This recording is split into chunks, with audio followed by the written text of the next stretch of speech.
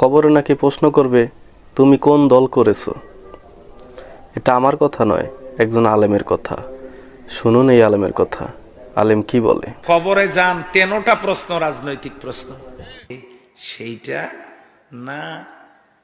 কবরের প্রথম প্রশ্ন মান রব্বুকা, অর্থ হলো তুমি আইন মেনেছো কার, সার্বভৌমত্ব মেনেছো কার। নামাজ রোজার প্রশ্ন না, প্রথম প্রশ্ন রাজনৈতিক প্রশ্ন, মান রব্বুকা, তুমি সার্বভৌমত্ব আইন মেনেছো কার।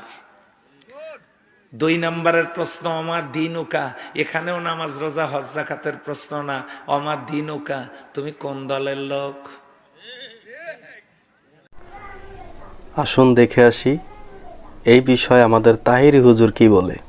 আমরা সারা জীবন পড়ছি মার রাব্বুকা, কবরে বলবে তোমার রব কে, আমরা বলবো আল্লাহ। আর মৌলবী কই না, এই কথা প্রশ্ন করতো না। মার রাব্বুকা, তোমার রবকে কইতো না। কবরে নাকি কইব এই দেশের রাজত্ব কার, আমরা কমো আল্লাহ। এরপরে বলছে গো আমার দিনুকা, আমরা সারা জীবন বলছি ও আমার দিনুকা, মানে কবরে প্রশ্ন করবে তোমার ধর্মের নাম কি, তোমার ধর্ম কি, আমরা বলবো দ্বীন আল ইসলাম। ওই মৌলবী ওয়াজের মধ্যে বসে বলতেছে ও আমার দিনুকা মানে হলো তোমার দলের নাম কি, ব্যবসা কত প্রকার কি কি, ব্যাখ্যা সহ লিখো। সারা জীবন বললাম তোমার কবরে প্রশ্ন করবো, পড়েন না আপনারা, পড়েন নাই ও আমার দিনুকা, তোমার ধর্ম কি। আর মৌলবী তাফসীর করতেছে, কয় তোমার দলের নাম কি, কয় কবর হিয়ানো নাকি রাজনীতির প্রশ্ন।